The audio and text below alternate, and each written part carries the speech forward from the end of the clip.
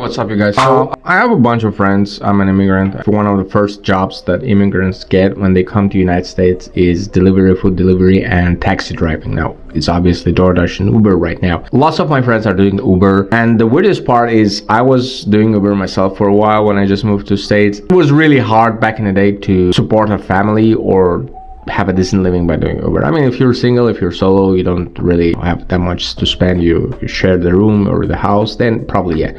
But if you have a family, it's really hard. Now, the question I get a lot as a realtor is, can you afford to buy property as an Uber driver? And the answer would probably shock you. The answer is yes. Now, how it's possible is a question. First of all, you would need a lender. This is a must. If you don't have a lender, you would just need to find it. If you don't have a lender and you don't know how to find it, feel free to DM me or someone from my team will reach you about that. Now, the other question is why you need to buy the house. If you live under a rock and you don't know it, let me disclose it to you. Just go and check out the charts, or you can check this one that I will attach in this video. It will be almost impossible to buy the house in like 20 years in United States with average salary, because the salaries do grow, but they grow slowly. The real estate prices, they go way higher. A couple of reasons for that. First of all, the real estate is an asset. It's the only asset that cash flows, official depreciation for tax purposes, and appreciates in real life. So there is no asset that does this. That's why real estate guys like BlackRock started to invest crazy to real estate market.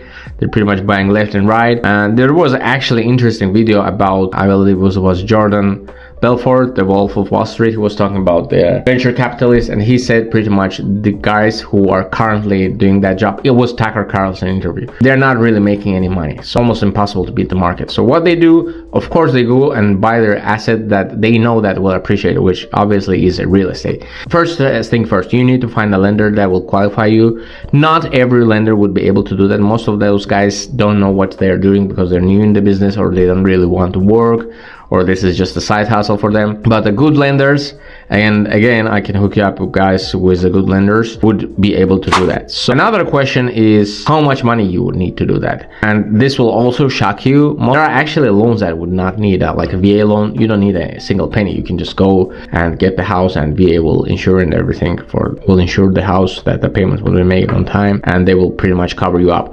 Or you can get the FHA loan, which will require very, very minimum payment for the down payment. Or there are also other loans that will allow you to get the property and with a minimum payment, and you will be landlord or the property owner. Now, what I advise to most of my friends who do Uber, who are single, I advise to how to do house hacking, which is you get the house, you rent some rooms, and you leave your own there for free. Other people get to pay your rent. Why it's beneficial? First of all, you leave rent free. Second, you get a deduction on your taxes. Third, you will be able to refinance the house in future because the prices will go up and the rates will go down. Eventually, it's inevitable. And then you would get pretty much super low payments. Keep in mind that the rents will go up too. It will be turning to the cash flowing asset if you would rent it, or you will get a super cheap place to live that you will own, and it will be your own house. Now, another reason to get the house as soon as possible, personally I try to do that, is the real estate taxes. Now, California has a law where there's a certain limit so that the counties would not be able to push up the taxes high as they want, as opposed to Texas and Florida. Florida actually has a similar law, but it's just for your own main house, not on investment properties. So they pay same taxes. Say you got a house in Texas or Florida, you would pretty much end up paying the same taxes as if you would have like a $400,000 house in Florida as opposed to $1 million house in California. So that's a good thing about California. Thanks God, is still a law here. That's another reason. Like, say the person who bought his house in 25 years ago for the half of the obviously price that it costs now. Every 10 years, by the way, guys, the pricing of the houses doubles. They would be ending up paying, let's say you got the same house, you and your neighbor, he got his house 30 years ago for half price, like say $400,000, okay? He is going to be charged with the taxes for $400,000. Meanwhile, you will be charged for the 800,000 bucks because you got your house for the 800,000 bucks.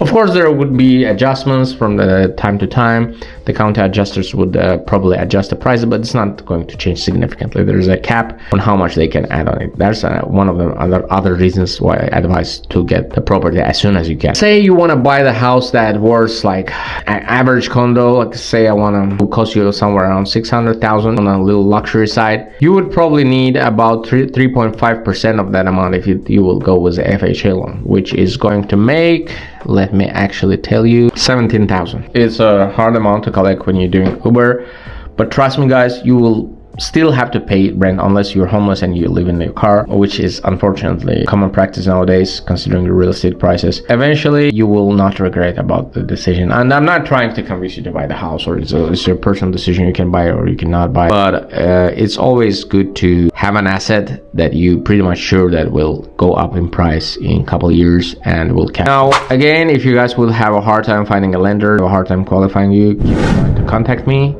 I have a bunch of them, really good guys, and I would love to help. Also, the interesting thing that many people don't think that is possible because they just don't know. Personally, I bought my first house in 2020, and back then many people thought that I would not be able to buy a house because I was selling. Actually, back then I just sold my business. So, shout out to you, Andrew. One of the friends of mine, he's a lender too, by the way. He bought my business. Fortunately or unfortunately, they had a hard time running it. Back then I was unemployed, so I got my house as an unemployed. Can you guys imagine? He was my lender on that.